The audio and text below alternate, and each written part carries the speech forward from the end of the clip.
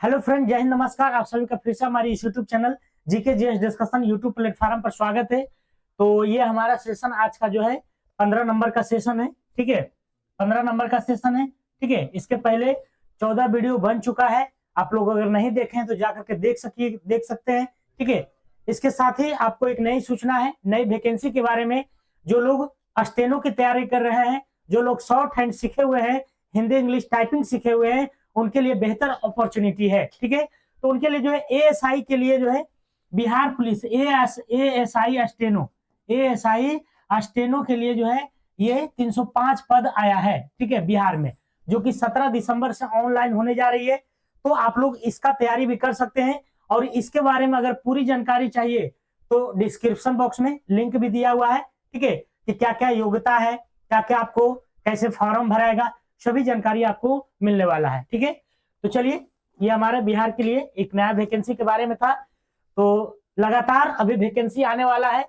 आप लोग जो है मन तन धन सब लगे रहिए। ठीक है, क्योंकि बिहार पुलिस का भी आएगा, फिर दरोगा का आएगा, फिर चालक सिपाही का भी आने वाला है। तो आप लोग पढ़िए। ठीक है, पढ़ने के अलावा जो है अभी कुछ भी नहीं करना है। अगर 6 महीना आंख बंद करके पढ़ लिए तो आप आराम से जो है कोई भी जॉब में सेटल हो सकते हैं। ठीक है, तो चलते हैं, फिलहाल हम लोग अपना क्वेश्चन को लेकर के चलते हैं ढाका डिस्कशन के साथ।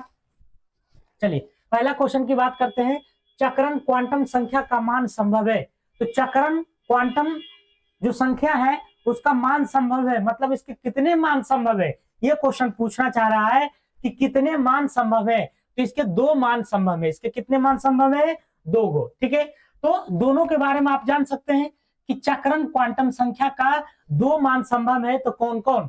ठीक है, तो एक तो है +0.5 है, और दूसरा जो है -0.5। ठीक है, यही दोनों मान है। चक्रण क्वांटम संख्या का 2 मान है, और ये दोनों कौन कौन है? तो +0.5 और -0.5 है। ठीक है, आपसे कभी पूछ सकता है कि चक्रण क्वांटम संख्या से क्या पता चलता है। तो चक्रण क्वांटम संख्या से जो है क्या पता चलता है? तो इलेक्ट्रॉन का पता चलाया जाता है, इलेक्ट्रॉन का। ठीक है, इलेक्ट्रॉन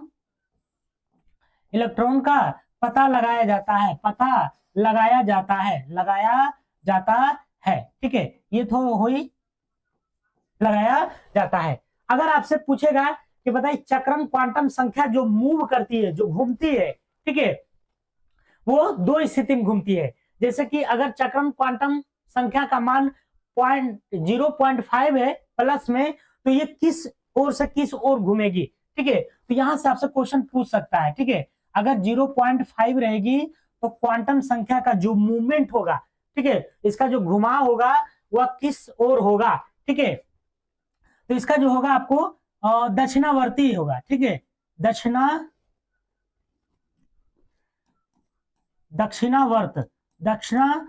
होगा, दक्षिणावर्त घुमा होगा इसका। ठीक है, दक्षिणावर्त क्या होगा? तो घुमा होगा, मतलब क्लॉकवाइज होगा। क्या होगा? क्लॉकवाइज। ठीक है, क्लॉकवाइज होगा। ठीक है, क्लॉकवाइज होगा। और लेकिन अगर -0.5 हो, -0.5 हो, तो इसका जो घुमाव होगा वह कैसा होगा? तो वामवर्त होगा, वामवर्त घुमा होगा।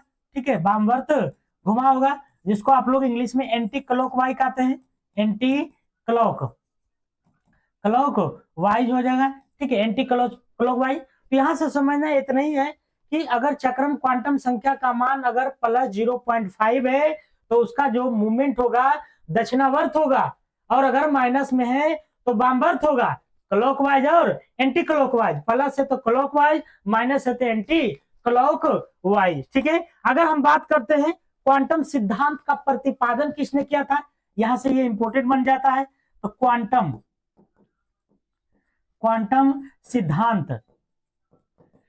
सिद्धांत का जो प्रतिपादन किया था, प्रतिपादन है ना, वो किसने किया था? तो प्लैंक ने। किसने किया था? तो प्लैंक के द्वारा जो है किया गया था। प्लैंक के द्वारा क्वांटम सिद्धांत का प्रतिपादन किसने किया था? तो प्लैंक ने किया था। किसने किया था? प्लैंक ने किया था। ठीक है, अगर हम बात करते हैं कि क्वांटम संख्या कितने प्रकार के होते हैं, यहां से आपसे क्वेश्चन पूछ सकता है। क्वांटम, ठीक है, ये तो चक्रण क्वांटम है ना, तो क्वांटम में भी 4 प्रकार के होते हैं। जिसमें से एक कौन है, चक्रण क्वांटम है। तो क्वांटम जो सिद्धांत है वो कितने प्रकार के होते हैं, तो 4 प्रकार के सिद्धांत जो है कितने प्रकार के, तो 4 प्रकार के होते हैं, 4 प्रकार के होते हैं। कभी एग्जाम में पूछेगा तो आराम से मार दीजिएगा, ठीक है। ये क्वेश्चन पूछा गया है तो ये जरूरी नहीं कि यही पूछ देगा, यहाँ से भी क्वेश्चन आ जाएगा, यहाँ से भी कि बताइए 0.5 अगर होगा चक्रण क्वांटम की संख्या तो कन्या घूमेगा, है ना, क्लॉकवाइज की एंटी क्लॉकवाइज, ठीक है। तो ये बात ध्यान में रखना है। और क्वांटम सिद्धांत टोटल कितने हैं, तो 4 प्रकार के होते हैं। कितने प्रकार के, 4 प्रकार के। क्वांटम सिद्धांत का प्रतिपादन प्लैंक, क्वांटम सिद्धांत का प्रतिपादन प्लैंक ने, और कितने प्रकार के, 4 प्रकार के, ठीक है। तो इसी 4 में से एक ये है चक्रण क्वांटम संख्या, ठीक है। चलिए अगला प्रश्न चलते हैं। अगला, हाइड्रोजन बम आधारित है, तो हाइड्रोजन जो बम है वह किस पर आधारित है, ये आपसे क्वेश्चन पूछा जा रहा है। बताइए इसका आंसर क्या हो जाएगा, तो इसका जो राइट आंसर हो जाएगा अनियंत्रित नाभिकीय संलयन पर, अनियंत्रित नाभिकीय संलयन पर आधारित है। हाइड्रोजन बम किस पर आधारित है, तो अनियंत्रित नाभिकीय संलयन पर आधारित है, ठीक है। हाइड्रोजन बम की अगर हम बात करते हैं तो इसका खोज किसने किया था, इसका खोज से भी क्वेश्चन आता है, ठीक है। इसकी खोज की अगर हम बात करते हैं, हाइड्रोजन बम की खोज किसने किया था, बताइए। एडवर्ड टेलर ने, किसने किया था, एडवर्ड टेलर ने,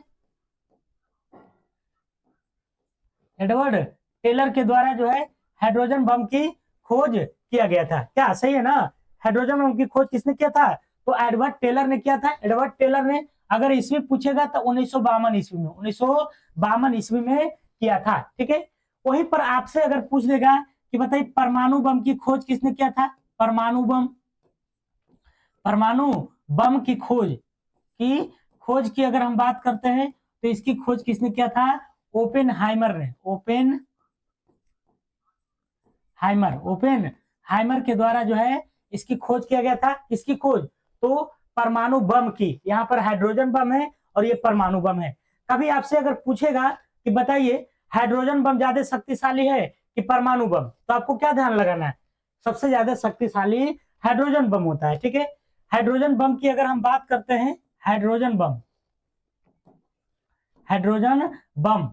ठीक है। हाइड्रोजन बम जो है परमाणु बम से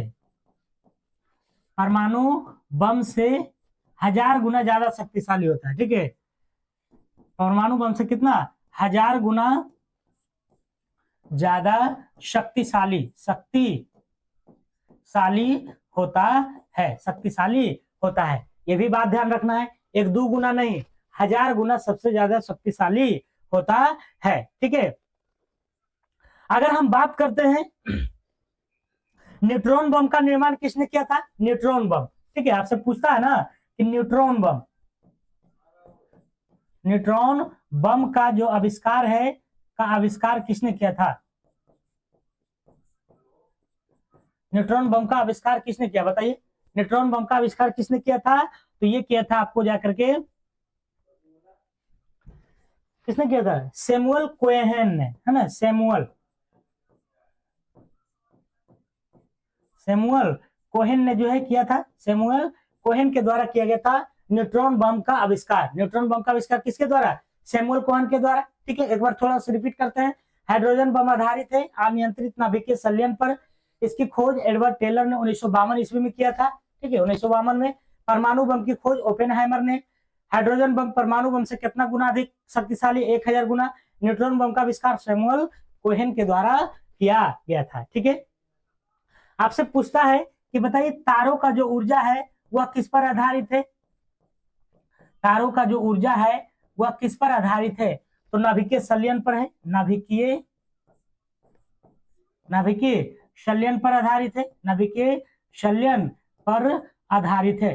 किस पर आधारित है, तो नाभिकीय संलयन पर, ठीक है, नाभिकीय संलयन पर, ओके। तो ये बात आपको ध्यान में रखना है। आपसे पूछता है कि बताइए शक्ति 98, ठीक है, शक्ति 98 का जो परीक्षण वह किस पर आधारित है, तो शक्ति 98 का भी परीक्षण किस पर आधारित है, तो नाभिकीय संलयन पर, नाभिकीय संलयन पर आधारित है, नाभिकीय संलयन पर आधारित है, ठीक है। और परमाणु बम अगर पूछेगा कि परमाणु बम किस पर आधारित है, ठीक है, परमाणु बम, तो परमाणु बम जो है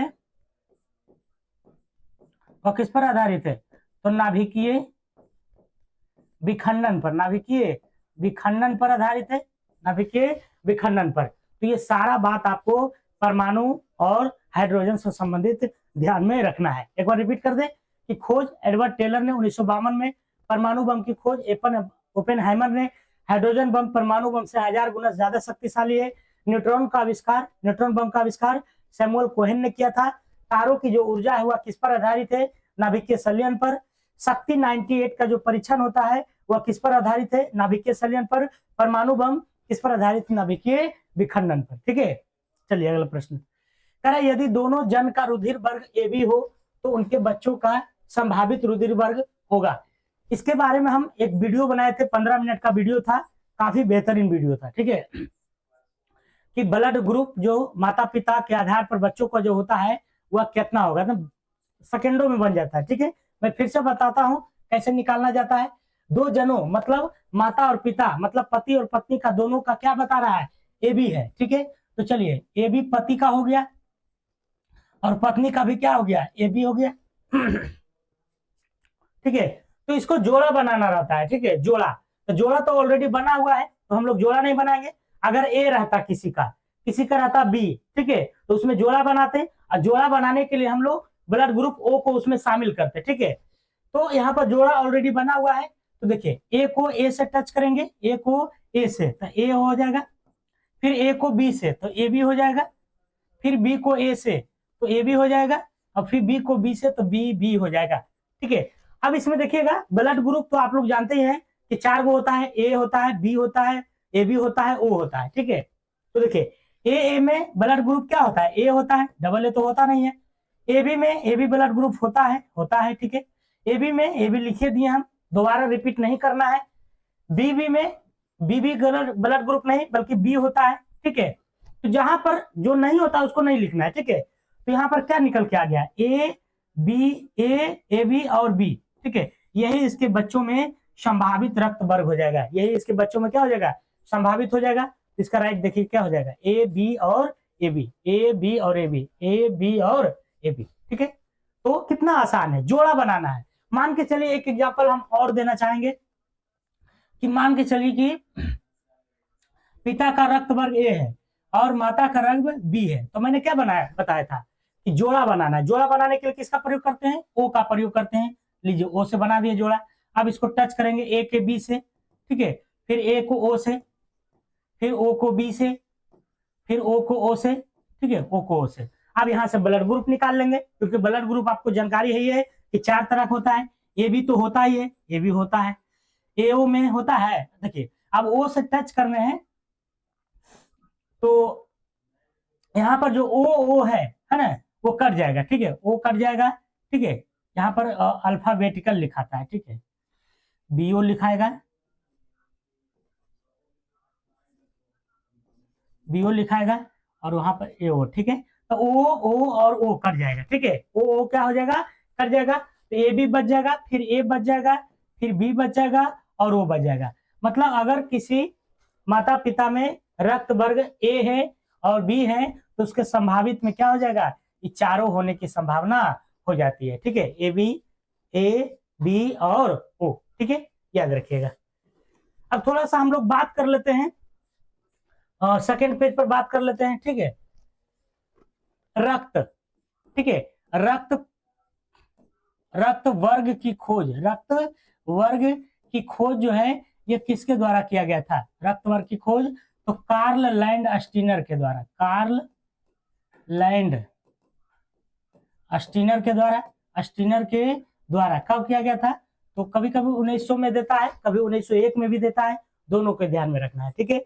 रक्त वर्ग जो हमारा है वह कौन कौन है, तो 4 प्रकार के हैं, ए है, ए बी है ना, बी है और ओ है, यही ना है, इतना ही में रक्त रहता है, ठीक है। हम बात करते हैं और भी कि जैसे कि एंटीबॉडी, ए बी में जो है रक्त वर्ग जो ए बी है इसमें एंटीबॉडी नहीं पाया जाता है। यहाँ से क्वेश्चन आपसे पूछता है, इसमें एंटीबॉडी, एंटीबॉडी नहीं पाया जाता है, एंटीबॉडी नहीं पाया जाता है, पाया जाता है, एंटीबॉडी नहीं पाया जाता है। ठीक है, और आपसे पूछता है कि रक्त वर्ग जो ओ है इसमें क्या नहीं पाया जाता है, तो इसमें एंटीजन नहीं पाया जाता है, एंटीजन, एंटीजन नहीं पाया जाता है। ठीक है, पाया जाता है, इसमें आपको याद रखना है, यहां से क्वेश्चन आता है। एबी में क्या नहीं पाया जाता है, तो एबी में एंटीबॉडी नहीं पाया जाता है। ओ में क्या नहीं पाया जाता है, तो एंटीजन नहीं पाया जाता है, ओ में एंटीजन नहीं पाया जाता है। ठीक है, आपसे पूछता है कि एबी जो है कैसा रक्त है, तो सर्वग्राही है, कैसा है, सर्वग्राही है। आपसे पूछता है ओ कैसा रक्त है, तो सर्वदाता है, सर्वदाता है, सर्वदाता है, सभ्यक दे सकता है और ये सभ्य से ले सकता है। ठीक है, तो ये बातें आपको रक्त के संदर्भ में इतना बातें ध्यान में रखना है। ठीक है, चले अगला क्वेश्चन पर। कहा कि भूख लगने पर कोई व्यक्ति सर्वप्रथम प्रयोग करता है, तो सर्वप्रथम जो भूख लगने पर प्रयोग करता है वह ग्लाइकोजोन का प्रयोग करता है। ठीक है, जब ग्लूकोज को हाइड्रोजनीकरण विधि से तोड़ते हैं तो ग्लाइकोजोन प्राप्त होता है ना। कैसे प्राप्त होता है, ग्लूकोज को हाइड्रोजनीकरण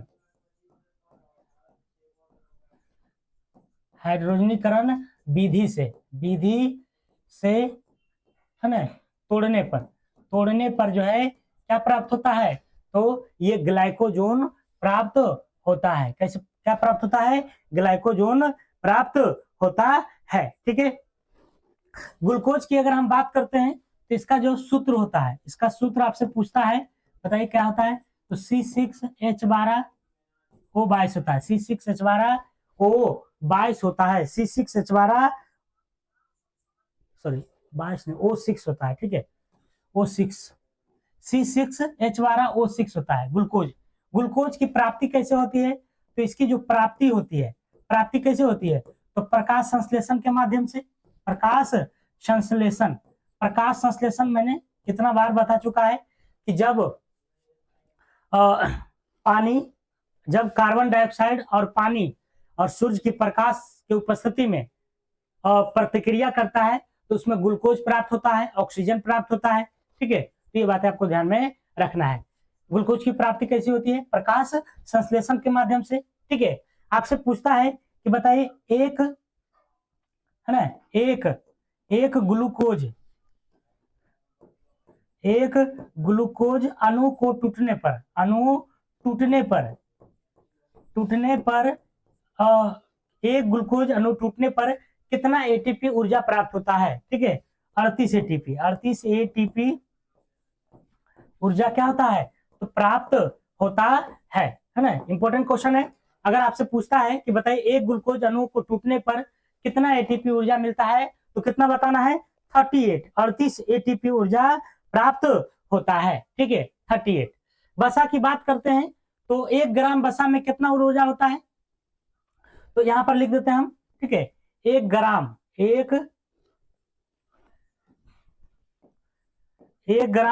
वसा में 9 कैलोरी ऊर्जा होती है, 9 कैलोरी ऊर्जा होती है। ये सब क्वेश्चन पूछा जाता है कि 1 ग्राम वसा में कितना कैलोरी ऊर्जा होता है, तो 9 कैलोरी। ठीक है, अगर हम बात करते हैं प्रोटीन की, तो प्रोटीन की खोज किसने किया था, बताइए तो। प्रोटीन की खोज यहां पर लिख देते हैं, प्रोटीन की खोज जो है ये किसके द्वारा किया गया था, तो मुल्डर के द्वारा। किसके द्वारा, मुल्डर के द्वारा। ठीक है, आपसे पूछेगा कि इसका जो नामकरण किया था, किसने किया था नामकरण, तो वर्जिलियस ने। किसने किया था, वर्जिलियस के द्वारा जो है इसका नामकरण किया गया था। ठीक है, तो चारों ऑप्शन का जो मैंने ऑपरेशन कर दिया। चलिए अगला प्रश्न पर। यह एक प्रोटीन नहीं है, मतलब चारों में से देखना है कि प्रोटीन कौन नहीं है। तो इसमें जो प्रोटीन नहीं है, कोलेजन एक प्रोटीन है, इलास्टिन प्रोटीन है, रेशम भी प्रोटीन है, लेकिन लिम्फोसाइट जो है ये प्रोटीन नहीं है। ठीक है, लिम्फोसाइट है क्या, तो ये जो है आपको व्हाइट ब्लड सेल है। ठीक है, लिम्फोसाइट क्या है, तो आपको जो है श्वेत रक्त कोशिका है, श्वेत रक्त कोशिका है ना, ये प्रोटीन नहीं बल्कि क्या है, तो श्वेत रक्त कोशिका है, श्वेत रक्त कोशिका है, व्हाइट ब्लड सेल है जिसको डब्ल्यूबीसी कहते हैं, डब्ल्यूबीसी कहते हैं, ठीक है, डब्ल्यूबीसी कहते हैं। लिम्फोसाइट का जो काम है शरीर के जो है प्रतिरक्षा प्रणाली को विकसित करना है, मतलब शरीर के रोगों से लड़ने के लिए जो है क्या करना है, तो इसको जो है सहायक होता है लिम्फोसाइट। लिम्फोसाइट आपसे पूछता है कि बताइए कौन सा सेल, इसमें दो गो सेल होता है, इसमें जो है दो सेल होता है, एक होता है बीटा सेल, एक होता है टी सेल, है ना, एक होता है टी सेल से, है ना। तो इसी बीटा सेल से जो है क्या निकलता है, तो शरीर के लिख देते हैं, शरीर के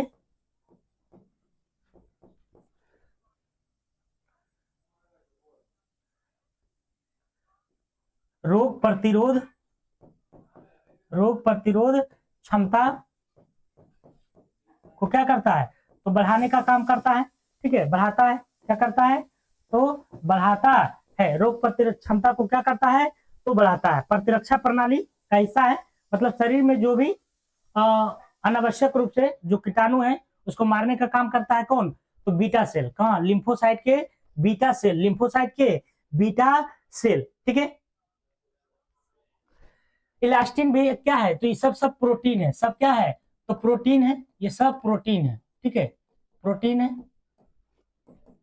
ये सब जो है क्या है, तो प्रोटीन है। इसके अलावा सिर्फ लिम्फोसाइट के अलावा, इसके अलावा अगर देखा जाए ट्रोपोनिन, ट्रोपोनिन भी जो है शरीर में क्या है, ट्रोपोनिन, ट्रोपोनिन भी जो है क्या है, एक प्रोटीन है, ठीक है, ट्रोपोनिन भी क्या है, प्रोटीन है। माइलोम, माइलोम की अगर हम बात करते हैं तो ये भी क्या है, माइलोम, माइलोम क्या है, तो ये भी एक प्रोटीन है। तो ये सब प्रोटीन है, एक तरह से क्या है, शारीरिक प्रोटीन है। ट्रोपोनिन हो गया, माइलोम हो गया, ट्रोपोनिन, माइलोम, रेशम, इलास्टिन, कोलेजन, रेशम तो अलग है, शरीर का अंग नहीं है, ठीक है। चलिए तो अगला क्वेश्चन चलते हैं। रुधिर प्लाज्मा में उपस्थित नहीं होता है, रुधिर प्लाज्मा मतलब ब्लड में जो प्लाज्मा होता है उसमें क्या उपस्थित नहीं होता है, तो उसमें कॉपर नहीं होता है, उसमें क्या नहीं होता है, तो कॉपर उपस्थित नहीं होता है, ठीक है। थोड़ा सा प्लाज्मा के बारे में जान लेते हैं, ब्लड, ठीक है, तो ब्लड की बात हम करते हैं तो इसका जो है ब्लड का कितना प्रतिशत जो है प्लाज्मा होता है, बताइए, ब्लड का 55% क्या होता है, तो प्लाज्मा होता है ना, क्या होता है, तो प्लाज्मा होता है।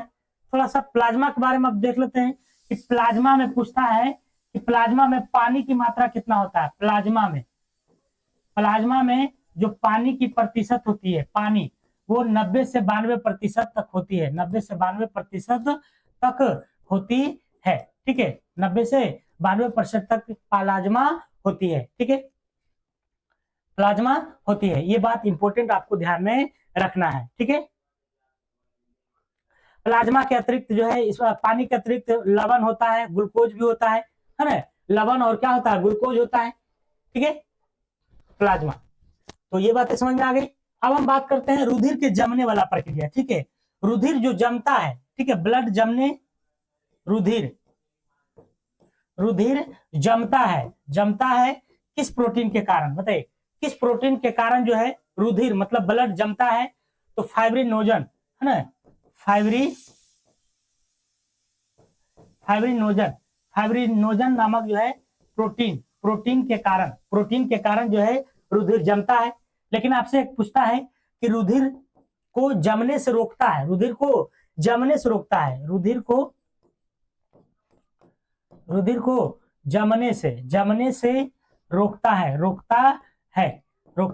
वो कौन सा प्रोटीन रहता है, तो हिपेरिन, ठीक है, हिपेरिन नामक प्रोटीन रहता है।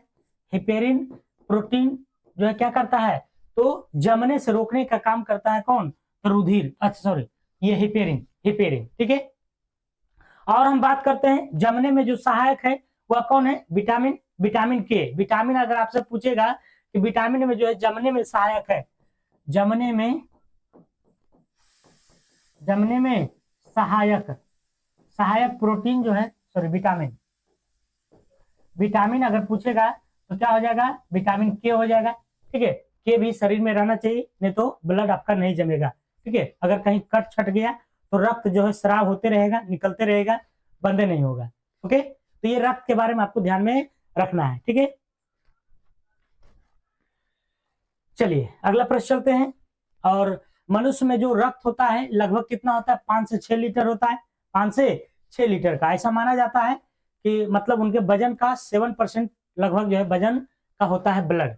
ओके, अगला क्वेश्चन, इसकी पोषण विधि होलोफाइटिक है। किसकी पोषण विधि होलोफाइटिक है बताइए? तो ये आपको यूग्लिना का। ठीक है, तो यूग्लिना की अगर हम बात करते हैं तो ये जंतु एवं क्या है? तो पादप की बीज की कड़ी है, बीज की क्या है? तो कड़ी है। कभी कभी पूछता है कि जंतु एवं पादप के बीच की कड़ी है, क्या है? तो युगलिना है। क्या है? युगलिना है। क्या है? युगलिना है। ठीक है, युगलिना है। चलिए केचुआ की बात करते हैं हम लोग। इसको किसानों का मित्र कहा जाता है। किसानों का मित्र क्यों कहा जाता है? तो जो लोग जमीनी स्तर से जुड़े होंगे उनको पता होगा, जिसको चेरा भी कहते हैं हम लोग आम भाषा में। ठीक है, चेरा। और इससे मछली भी मारा जाता है। ठीक है, वो क्या करता है कि नीचे से मिट्टी जो है उठा करके ऊपर कर देता है। ठीक है, नीचे से एकदम मिट्टी को हल्का कर करके ऊपर कर देता है और नीचे वो अपना घर बना लेता है। ठीक है, तो इसीलिए जो है किसानों का मित्र कहा जाता है, क्योंकि मिट्टी को हल्का कर देता है इसीलिए। ठीक है, चलिए तो ये बातें आपको ध्यान में रखना है। होलोफाइटिक है, तो ये आपको क्या है? केचुआ है। ठीक है, यूग्लिना की बात करते हैं तो यह स्वपोषी होता है। यह क्या होता है? स्वपोषी होता है। स्वपोषी कहने का मतलब क्या होता है? जो अपना खाना अपना खुद बना सकता है। ठीक है, जो किसी पर निर्भर नहीं हो, या क्या है? तो स्वपोषी की श्रेणी में आता है। ओके, चलिए अगला प्रश्न चलते हैं। कह रहा है कि यह अस्टेरॉइड स्रावित करता है। अस्टेरॉइड स्रावित कौन करता है बताइए? तो अस्टेरॉइड जो स्रावित करता है यह है अग्नाशय। क्या है? तो अग्नाशय है। ठीक है, अग्नाशय के बारे में हम बताते हैं कि अग्नाशय के यहां से बताते हैं। ठीक है, अग्नाशय के लैंगरहैंस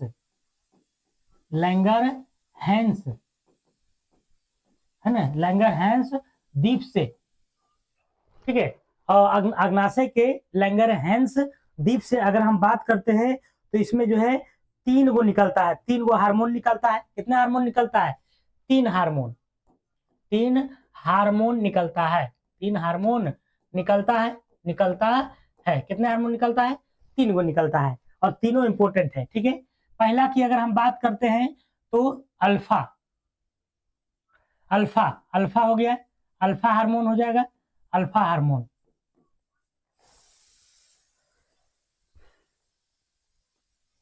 अल्फा से है ना, अल्फा से जो है ग्लूकागोन हार्मोन निकलता है। ग्लूकागोन हार्मोन निकलता है। ठीक है, निकलता है, काफी इंपॉर्टेंट है, ध्यान रखना है। ठीक है, दूसरा की बात करते हैं हम लोग बीटा का। ठीक है, तो बीटा से जो है वो क्या निकलता है? तो बीटा से क्या निकलता है बताइए? बीटा से इंसुलिन। हाँ, इंसुलिन मेन तो इंपॉर्टेंट यही है। बीटा से इंसुलिन हार्मोन निकलता है। ठीक है, और तीसरा की बात करते हैं गामा के। ठीक है, तो गामा जो है, गामा से क्या निकलता है? तो सीमाइटोस्टोटिन। ठीक है, सीमाइटोस्टोटिन हार्मोन निकलने का काम करता है। तो तीनों से हो गया, तीनों से क्या हो गया? तो ये हार्मोन निकलता है सीमाइटोस्टेटिन। ठीक है, तीनों को ध्यान रखना। अग्नाशय जिसको पैनक्रियाज भी हम लोग कहते हैं, तो अग्नाशय के लैंगरहैंस द्वीप से कितने हार्मोन निकलता है? तो 3 हार्मोन निकलता है। कौन कौन? अल्फा, बीटा और गामा। अल्फा से ग्लूकागोन हार्मोन, बीटा से इंसुलिन, और गामा से सीमेटोस्टेटिन। गामा से क्या निकलता है? सीमेटोस्टेटिन। इंसुलिन का बहुत बड़ा रोल है। आप लोग जानते ही हैं कि इंसुलिन अगर आपके शरीर में कम हो जाता है तो क्या हो जाता है? शुगर की बीमारी हो जाता है। ठीक है, इंसुलिन की कमी से क्या होता है? कमी से अगर देखा जाए तो आपको चीनी का बीमारी हो जाता है। चीनी का बीमारी, और जब चीनी का बीमारी होगा तो चीनी खाना बंद, है ना, चीनी खाना क्या हो जाता है? बंद हो जाता है। एक्चुअली में इंसुलिन जब कमता है तो इंसुलिन का क्या काम है कि मतलब जो शरीर में भोजन गया उसको ग्लूकोज में परिवर्तित करना, है ना।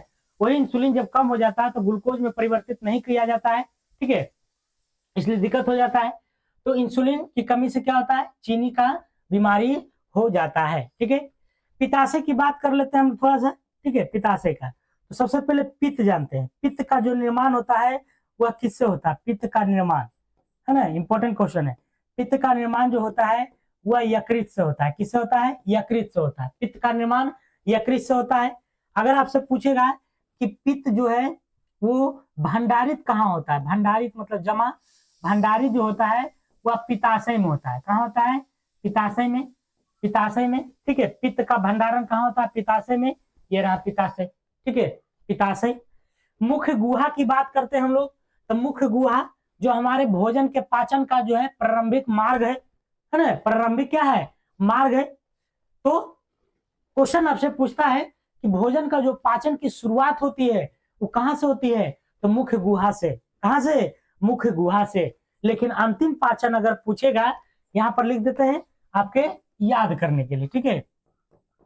भोजन का पाचन, भोजन का पाचन, पाचन की शुरुआत की अगर हम बात करते हैं तो इसकी शुरुआत जो होती है वो कहां से होती है, तो मुख्य गुहा से, मुख्य गुहा से होती है, ठीक है। और अगर आपसे पूछता है कि भोजन का पाचन अंतिम रूप से, अंतिम रूप से कहाँ होता है, तो छोटकी आंत में, छोटी आंत में, बड़ी आंत में नहीं, छोटी आंत में, छोटी आंत में होता है, ठीक है। तो ये बातें आपको ध्यान में रखना है। अगला क्वेश्चन, यह श्वसन श्रृंखला का उपयोग कर पादप कोशिकाओं में ऊर्जा का उत्पादन करता है, ठीक है। यह श्वसन श्रृंखला का उपयोग कर पादप कोशिका में ऊर्जा का उत्पादन करता है। इसका नाम है माइटोकॉन्ड्रिया। क्या नाम है, माइटोकॉन्ड्रिया है, ठीक है। तो माइटोकॉन्ड्रिया की जो खोज है वो किसके द्वारा किया गया था, यहाँ से प्रश्न आता है, अल्टमाइन के द्वारा। किसके द्वारा, अल्टमाइन के द्वारा खोज किया गया था, ठीक है। केंद्रक की खोज की अगर हम बात करते हैं तो इसका जो है ब्राउन ने किया था, ब्राउन ने खोज किया था इसका खोज, ठीक है। राइबोसोम की अगर हम बात करते हैं, इसकी खोज किसने किया था, तो पैलाडे ने। इसकी खोज जो है किसने किया था, पैलाडे के द्वारा किया गया था, पैलाडे के द्वारा, ठीक है। हरित लवक की खोज की अगर हम बात करते हैं तो ह्यूगो बॉन महू, है ना, महू के द्वारा खोज किया गया था, है ना, के द्वारा खोजा गया था, खोजा गया था, ठीक है, खोजा गया था। हरित लवक की खोज ह्यूगो बॉन महू के द्वारा, किसके द्वारा, ह्यूगो बॉन महू के द्वारा खोज किया गया था। ये बातें हो गया। राइबोसोम को जो है, इसको जो है प्रोटीन का फैक्ट्री कहा जाता है, प्रोटीन का फैक्ट्री। प्रोटीन का फैक्ट्री किसको कहा जाता है, तो राइबोसोम को, राइबोसोम को कहा जाता है, ठीक है। और माइटोकॉन्ड्रिया की अगर हम बात करते हैं तो कोशिका का ऊर्जा गृह कहलाता है, ठीक है। कोशिका का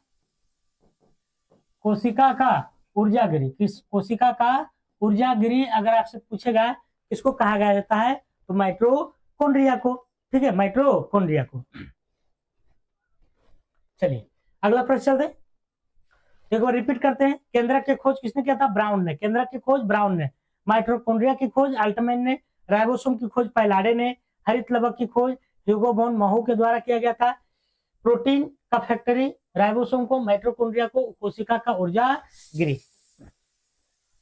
विषाणु में क्या होता है, विषाणु ऐसे लिखाना चाहिए, ठीक है। विषाणु, विषाणु में क्या होता है बताइए, केवल डीएनए होता है या फिर केवल आरएनए होता है, या आरएनए या डीएनए होता है, आरएनए या डीएनए, ये डबल हो गया, ठीक है। तो इसका जो राइट आंसर देखा जाए कि विषाणु में या तो फिर आरएनए होगा या तो फिर डीएनए होगा, ठीक है। तो विषाणु में क्या होगा, या तो आरएनए या तो फिर डीएनए। इसका आंसर ये भी हो सकता है क्योंकि दोनों क्या है, तो सेम है, ठीक है।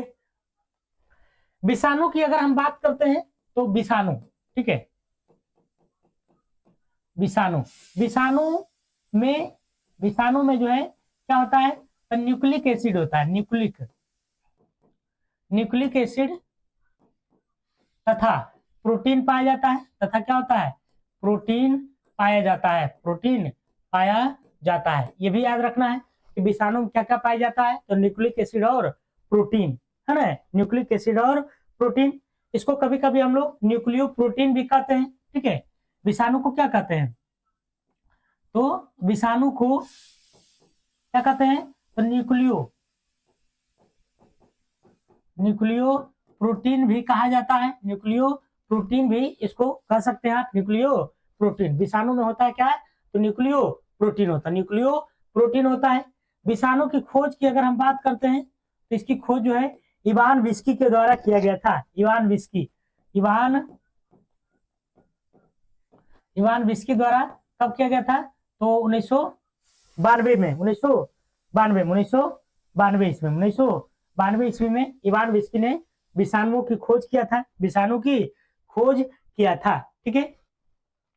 इसके जो बाहरी आवरण है ना, इसकी जो बाहरी आवरण है इसको क्या कहा जाता है, इसकी बाहरी आवरण को कैप्सिड कहते हैं। क्या कहते हैं, कैप्सिड कहा जाता है। बाहरी आवरण को क्या कहा जाता है, तो कैप्सिड कहा जाता है। क्या कहा जाता है, कैप्सिड कहा जाता है, ठीक है। और जब विषाणु जीवाणु पर आधारित हो तो उसको बैक्टीरियोफेज कहते हैं, मतलब बैक्टीरियोफेज में भी है, ठीक है। चलिए अगला चले। राष्ट्रीय राजमार्ग योजना कब शुरू की गई थी, राष्ट्रीय राजमार्ग योजना। तो राष्ट्रीय राजमार्ग योजना की अगर हम बात करते हैं तो इसकी शुरुआत 1995 में हुई थी। कब हुई थी, 1995 में, ठीक है। देखिए एक आया था नागपुर योजना।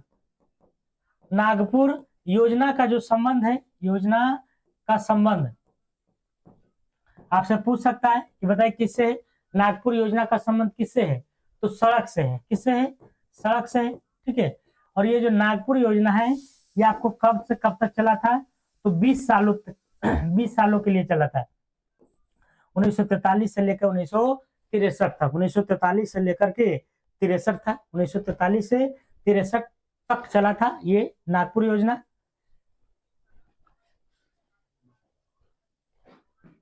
नागपुर योजना, ठीक है, 1943 से 1963 के बीच में चला था, ठीक है। हम बात कर लेते हैं कि जो राष्ट्रीय राजमार्ग है वो जो पूरे भारत में हमारे जो सड़क है उसका कितना प्रतिशत है, तो कितना प्रतिशत है भारत में, ठीक है। राष्ट्रीय राजमार्ग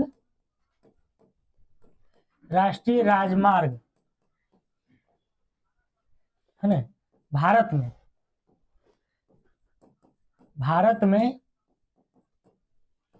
कुल सड़क का कितना प्रतिशत है, 2% है, ठीक है, लगभग 2%। राष्ट्रीय राजमार्ग जो है भारत में वह कुल सड़कों का कितना प्रतिशत है, 2% है। कितना प्रतिशत है, 2% है, ठीक है। पीली क्रांति का संबंध किससे है बताइए, तो तेला कैसा होता है, पीला होता है ना, तिलहन से हो जाएगा, ठीक है। और भी जैसे क्रांति है, जैसे सभी क्रांति के बारे में लिखते हैं, जैसे नीली क्रांति हो जाएगा, नीली क्रांति हो जाएगा, ठीक है। आपसे पूछता है गुलाबी क्रांति, ठीक है, गुलाबी क्रांति पूछता है। आपसे पूछता है गोल क्रांति, ठीक है। आपसे पूछता है और कौन सा क्रांति होता है ना, रजत क्रांति पूछता है, और क्या होता है, रजत क्रांति के अलावा बादामी क्रांति होता है, बादामी क्रांति, ये सब जो है आपसे पूछा जाता है, ठीक है। आपसे पूछता है श्वेत क्रांति, ठीक है, श्वेत क्रांति पूछता है। आपसे पूछता है हरित क्रांति, तो ये सारा क्रांति आपसे पूछता है। नीली क्रांति की बात करते हैं तो ये मछली से संबंधित है, मछली से। गुलाबी क्रांति की बात करते हैं तो झींगा मछली से, झींगा जिसको इचना कहते हैं, झींगा मछली, ठीक है, झींगा मछली से। गोल क्रांति, आलू कैसा होता है, गोल होता है, ठीक है। रजत क्रांति की बात करते हैं अंडा से, है ना। बादामी क्रांति की बात करते हैं तो मसाला से, ठीक है। श्वेत क्रांति की बात करते हैं तो दूध से। हरित क्रांति की बात करते हैं तो खाद्यान्न से, ठीक है, खाद्यान्न फसलों से, ठीक है, खाद्यान्न फसलों से ये संबंधित सभी ये टोटल क्रांति हो गया, ठीक है, इसको ध्यान में रखना है। अगला प्रश्न है, भारत में उत्पादित की गई कितने प्रतिशत कॉफी निर्यात की जाती है, तो भारत में सबसे ज्यादा जो कॉफी होता है कर्नाटक में होता है, तो कह रहा 70% होता है। कितना होता है? 70% उत्पादित होती है। ठीक है, अगर देखा जाए विश्व में, ठीक है, तो विश्व में कॉफी उत्पादन जो होता है वो कहाँ होता है? तो ब्राजील में होता है। ठीक है, ब्राजील में होता है। लेकिन वहीं पर अगर पूछेगा बताइए भारत में कॉफी उत्पादन कहाँ होता है? तो कर्नाटक में होता है। कहाँ होता है? कर्नाटक में होता है। ठीक है, अगर आपसे पूछता है कि विश्व में कहवा का पात्र किसको कहा जाता है? तो कहवा का पात्र कौन है? ब्राजील है। विश्व में कहवा का पात्र ब्राजील है। पात्र कटोरा भी कह सकते हैं, जैसे कि चीनी का कटोरा होता है ना। ठीक है, अगर बात करते हैं विश्व में, ठीक है, विश्व में कहवा की मंडी जो है वह किसको कहा जाता है? तो शाहूवली को विश्व में जो है कहवा की क्या हो जाता है? तो मंडी हो जाता है। बात करते हैं विश्व में कहवा का पतन किसको कहा जाता है? विश्व में कहवा का पत्तन है ना, पत्तन कहा जाता है किसको? तो आपको सेंटोस को कहा जाता है, सेंटोस को। ठीक है, तो ये सारा बातें आपको ध्यान में रखना है कहवा के रिगार्डिंग में। ठीक है, अगला क्वेश्चन, दुर्गापुर इस्पात कारखाना किसकी सहायता से स्थापित की गई थी? तो दुर्गापुर की बात करते हैं तो इंग्लैंड के। ठीक है, बात करते हैं हम लोग जैसे कि आपसे पूछता है कि द्वितीय पंचवर्षीय योजना में कौन कौन सी इस्पात कारखाना खोला गया था? तो द्वितीय पंचवर्षीय योजना में, ठीक है, द्वितीय पंचवर्षीय योजना में जो है कौन कौन सा खुला था बताइए? तो आपको जो है दुर्गापुर हो गया, राउरकेला हो गया, भिलाई हो गया। दुर्गापुर, भिलाई तथा राउरकेला इस्पात संयंत्र की स्थापना की गई थी। ठीक है, यहां से क्वेश्चन पूछता है, कभी पूछ देता है बताइए भिलाई का जो है कैमे पंचवर्षीय योजना में खुला? तो दूसरी, राउरकेला दूसरी, दुर्गापुर दूसरी, है ना। दूसरी पंचवर्षीय योजना कब हुआ था? 56 से 61। ये जो दूसरी पंचवर्षीय योजना हुआ था वो कब हुआ था? 1956 से लेकर के 1961 के बीच में चला था। ठीक है, इसी बीच में जो है ये तीनों फैक्ट्रियां खुली थी। ठीक है, अब बात करते हैं सहायता की। ठीक है, तो सहायता की बात करते हैं हम लोग, राउरकेला जो खुला है, राउरकेला जो इस्पात संयंत्र खुला है वह किसकी सहायता से? जर्मनी की सहायता से। ठीक है, आपसे पूछता है दुर्गापुर पूछ लिया, इंग्लैंड हो जाएगा, है ना। और भिलाई की बात करते हैं तो भिलाई जो संयंत्र खुला है वह रूस के सहयोग से खुला है। ठीक है, रूस के सहयोग से खुला है।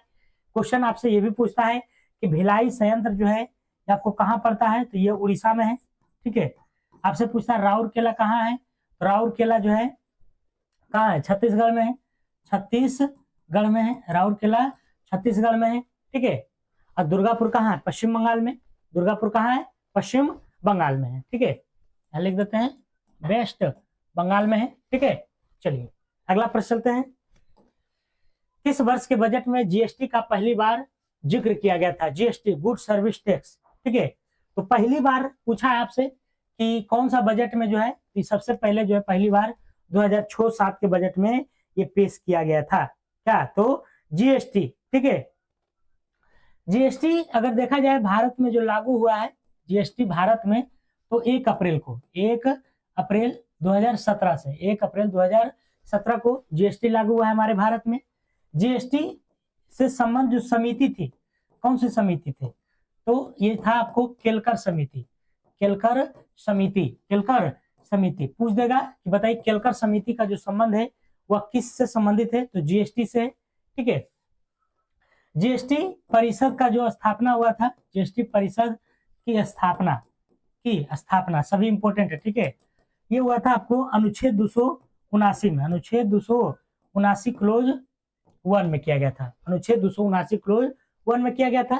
ठीक है, जीएसटी की बात करते हैं तो इसकी जो कईवें संविधान संशोधन के दौर हुआ, तो 101वां संशोधन, 101वां संविधान संशोधन 2016 के द्वारा 2016 द्वारा क्या किया गया, तो समावेश किया गया किसको, तो जीएसटी को। ठीक है, जीएसटी को। और जीएसटी कब लागू हुआ, तो 1 जुलाई 2017, 1 अप्रैल लिखा गया, 1 जुलाई होगा। ठीक है, 1 जुलाई 2017। और जीएसटी जो समिति था, कौन सा समिति संबंधित था, केलकर। और जीएसटी परिषद की स्थापना अनुच्छेद 279 क्लोज 1 में किया गया था और इसको लागू किया गया था 101वां संविधान संशोधन 2016 के द्वारा।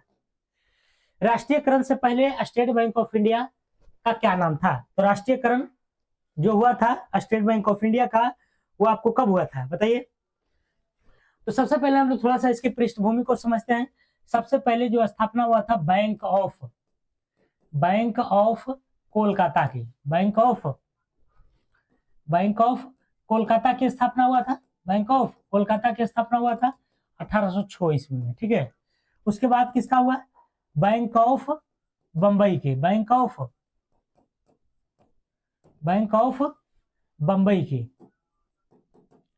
बंबई की स्थापना हुआ कब, तो 1840 में, 1840 में हुआ। उसके बाद तीसरा बैंक जो खुला, बैंक ऑफ मद्रास खुला। ठीक है, इसकी स्थापना हुआ 1843 में। तो इसे भी याद रखना है, 40 और 43, कोलकाता, बंबई और मद्रास, ठीक है, कोलकाता, बंबई और मद्रास। उसके बाद क्या हुआ, तीनों को मर्ज कर दिया गया, मर्ज कर दिया गया और तीनों, है ना, यहाँ पर लिखते हैं उक्त तीनों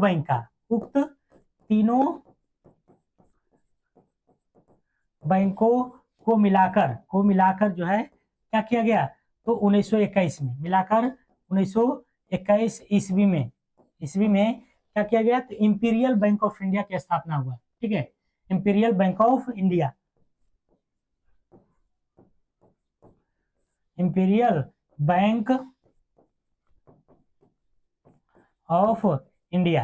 बैंक ऑफ इंडिया की स्थापना किया गया, इंपीरियल बैंक ऑफ इंडिया की स्थापना 1921 ईस्वी में। ठीक है, 1921 ईस्वी में। और यही इंपीरियल बैंक जो है आपको 1921, इंपीरियल बैंक बन गया और यही इंपीरियल बैंक जो है एसबीआई बन गया। ठीक है, तो इंपीरियल बैंक से जो एसबीआई बना, एसबीआई की जो स्थापना ये कब हुआ, 1955 में हुआ। और इसका जो रजिस्ट्रेशन की अगर हम बात करते हैं तो इसका राष्ट्रीयकरण, है ना, राष्ट्रीयकरण कब हुआ, तो 1 जुलाई को हुआ। राष्ट्रीयकरण कब हुआ, 1 जुलाई को। यही था आपको एसबीआई का टोटल पृष्ठभूमि, समझ में आ रहा है। तो सबसे पहले था बैंक ऑफ कोलकाता, फिर बंबई, फिर मद्रास, तीनों को मिलाकर इंपीरियल बना, इंपीरियल से बन गया क्या, एसबीआई। अगला चले, अंतिम पंचवर्षीय योजना है। तो अंतिम पंचवर्षीय योजना तो था 12वीं था। ठीक है, ये जो चला था आपको 2012 से लेकर के 2017 तक, 2012 से लेकर के कब तक चला था, 2017 से तक। ठीक है, और अंतिम पंचवर्षीय योजना की अगर हम बात करते हैं तो अंतिम पंचवर्षीय योजना के उपाध्यक्ष से क्वेश्चन आ सकता है। ठीक है, क्योंकि अध्यक्ष तो प्रधानमंत्री होते हैं। तो अंतिम पंचवर्षीय योजना के जो उपाध्यक्ष थे वो कौन थे, मोंटेक सी आहलूवालिया। ठीक है, मोंटेक सी आहलूवालिया थे, ठीक है, आहलूवालिया थे। तो अंतिम पंचवर्षीय योजना इसलिए मैं कह रहा हूं क्योंकि अब इसके स्थान पर नीति आयोग चलता है। ठीक है ना। तो सबसे पहले जान लेते हैं योजना आयोग के बारे में। योजना आयोग, इसकी स्थापना अगर आपसे पूछेगा तो इसकी स्थापना जो है 15 मार्च को हुआ था, 15 मार्च 1950 को हुआ था। ठीक है, कहीं हुआ था, दिल्ली में हुआ था और ये 5-5 वर्ष पर चलता था। 1951 से शुरू हुआ था, 1951 से 56 चला, 56 से 61 चला, फिर 61 से 66 चला, फिर 66 से 69 अवकाश चला, है ना, 66 से 69, फिर जो है 69 से 74 चला, 74 से फिर 78 चला, फिर 80 से 78 से 80 अनवरत योजना चला, जिसको रोलिंग प्लान कहते हैं। ठीक है, तो यहाँ पर लिख देते हैं रोलिंग प्लान जो चला था। सबसे पहले योजना अवकाश लिख देते हैं। ठीक है, योजना अवकाश से क्वेश्चन आता है। योजना अवकाश ये कब से कब तक चला था? तो 1966 से 69। ठीक है, आपसे पूछता है रोलिंग प्लान कब से कब तक चला था? रोलिंग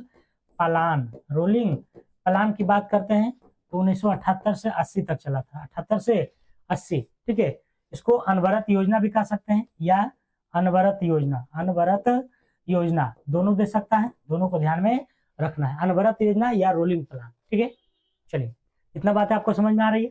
अब थोड़ा सा नीति आयोग के बारे में बात कर लेते हैं। नीति, NITI, नीति, इसकी स्थापना जो हुआ था 1 जनवरी को हुआ था, 1 जनवरी 2015 को हुआ था, 1 जनवरी 2015 को हुआ था। नीति का फुल फॉर्म आपसे पूछता है तो नेशनल होता है, NATIO, नेशनल इंस्टीट्यूट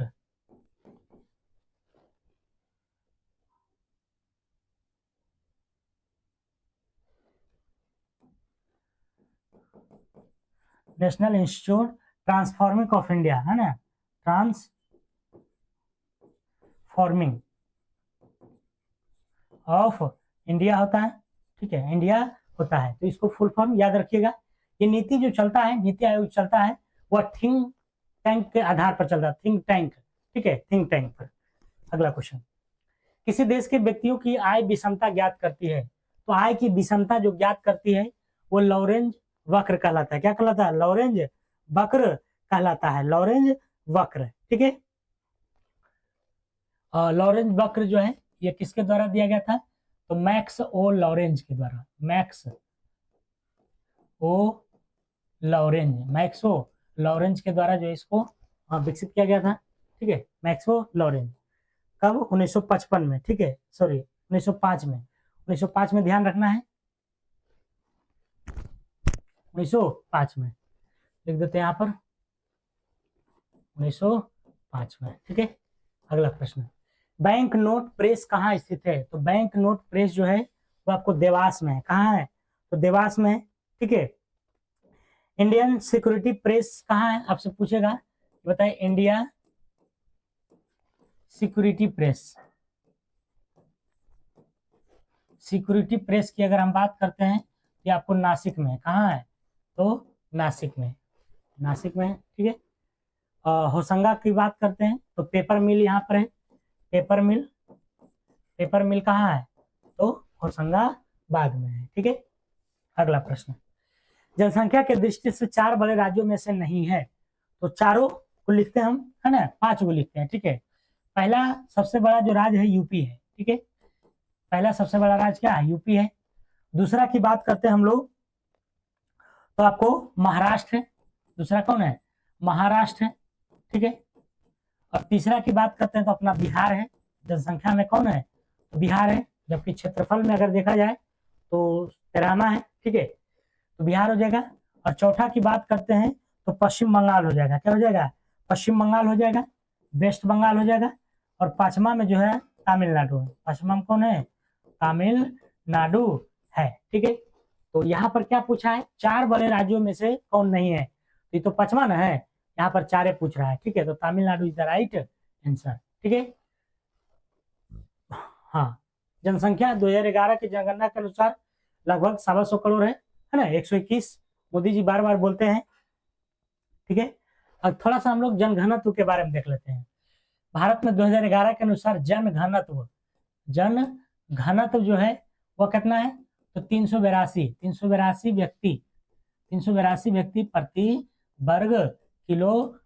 प्रति वर्ग किलोमीटर है, ठीक है, जन घनत्व ये हो गया। अगर आपसे पूछेगा कि सर्वाधिक कहाँ पर है? सर्वाधिक जो है आपको कहाँ है? तो बिहार में है। सर्वाधिक कहाँ है? तो बिहार में है। और बिहार में है कितना? तो बिहार में जो है आपको कितना है बताइए? 1106 गो है, 1106 व्यक्ति प्रति वर्ग किलोमीटर है। ठीक है, अगर आपसे पूछेगा सबसे कम कहाँ है? सबसे कम तो अरुणाचल प्रदेश में है, AP लिख देते हैं। कितना है? तो 17 व्यक्ति प्रति वर्ग किलोमीटर है। ठीक है, सबसे कम। और अगर आपसे बिहार के संदर्भ में देखा जाए कि बिहार में सर्वाधिक कहाँ है, बिहार में सर्वाधिक जो जन घनत्व है, घनत्व, तो ये पर आप कहाँ पर है, शिवहर में, ठीक है। शिवहर में लगभग जो है आपको 1882 व्यक्ति प्रति वर्ग किलोमीटर है 2011 के अनुसार। अभी तो और बढ़ जाएगा, अभी 21 वाला जो जनगणना है वो प्रकाशित हुआ नहीं है, ठीक है। तो बिहार में सर्वाधिक घनत्व शिवहर का है।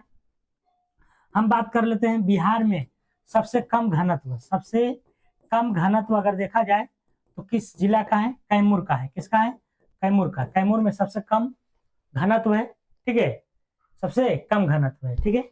ये बातें ध्यान में रखना है।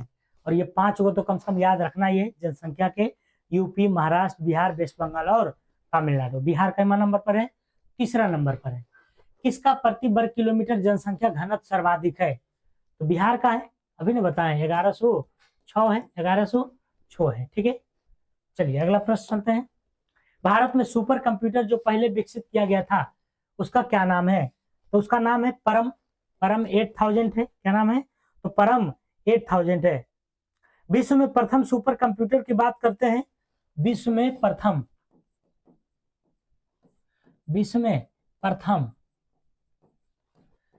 सुपर कंप्यूटर जो था वो कौन था, तो CR बाई, है ना, CR बाई और K16, है ना, K1S था, सॉरी K1S था, क्राई K1S। विश्व में प्रथम सुपर कंप्यूटर कौन था, क्राई K1S, ठीक है। कंप्यूटर के जनक किसको कहते हैं, कंप्यूटर के जनक चार्ल्स बेबेज को कहा जाता है, चार्ल्स बेबेज को कहा जाता है ना, चार्ल्स बेबेज को कहा जाता है कंप्यूटर के जनक। भारत में जो सुपर कंप्यूटर पहले विकसित किया गया था परम 8000। अगला प्रश्न है, भारत में 5G सेवा की शुरुआत कब हुआ, तो 5G सेवा की बात करते हैं तो 2022 में आ गया था, 2022 में। लेकिन वही 4G अगर पूछेगा तो 2012 में आया था, 4G 2012 में आया था। अगला है, ब्रिटेन का शेयर मूल्य सूचकांक क्या है, तो ब्रिटेन का जो मूल सूचकांक है वो आपको FTSE 100 है, FTSE 100 है, ठीक है। टोक्यो का मूल्य सूचकांक अगर देखा जाए, शेयर मूल्य सूचकांक टोक्यो का क्या है, टोक्यो की बात करते हैं तो निक्की है। क्या है, निक्की, टोक्यो की निक्की है, ठीक है। वहीं पर बात कर ले तो थाईलैंड के, तो थाईलैंड का जो है, थाईलैंड का क्या है, सेट, है ना, थाईलैंड का जो मूल्य सूचकांक है सेट, ये वाला है ना, सेट वही है, ठीक है। और मैक्सिको का अगर देखा जाए तो मैक्सिको का जो है IPC है, मैक्सिको का क्या है, तो IPC है, ठीक है, IPC है, ओके। तो ये था हमारा 450 तक क्वेश्चन था। तो आप लोग को कैसा लगा जरूर बताइएगा, डिस्कशन हमारा काफी बेहतरीन लगा होगा, उम्मीद करते हैं। अगर अच्छा लगा है तो लाइक शेयर सब्सक्राइब जरूर कीजिएगा, हमारे चैनल को सपोर्ट कीजिए, ताकि आपके लिए हम और भी बहुत सारे चीज कर सकते हैं, ठीक है। आपके एक लाइक एक सब्सक्राइब हमारा ही मोटिवेट है, मैं आपसे पैसा नहीं मांग रहा हूँ, मैं बस आपसे सपोर्ट मांग रहा हूँ, ठीक है। तो चलिए अपना ध्यान रखिएगा, और फिर हम मिलते हैं अगले वीडियो के साथ सुबह 6 बजे गुड मॉर्निंग के साथ, ठीक है। चलिए, तो आप लोग आराम से पढ़िए, वैकेंसी का भरमार आने वाला है हमारे बिहार में, ठीक है। पढ़ाई पर सिर्फ ध्यान दीजिए, क्योंकि तैयार रहिएगा, वैकेंसी का इंतजार नहीं करना है, वैकेंसी तो अभी जल्द आएगी तुरंत। अभी ASI का पद का निकल गया है, स्टेनो का 305 पद का, ठीक है। फिर बिहार पुलिस का आने वाला है, बिहार दरोगा आने वाला है, चालक सिपाही आने वाला है, ठीक है। फिर बिहार SSC का एग्जाम होने वाला है। इस सभी को ध्यान में रखते हुए आप लोग जो है अपने आप को कमरे में बंद करके पढ़िए, है ना, ज्यादा आलतू फालतू पर ध्यान नहीं देना है, ठीक है। इसी के साथ हम लोग जो है आप लोग विदा लेते हैं, अपना ध्यान रखिएगा। जय हिंद, जय भारत।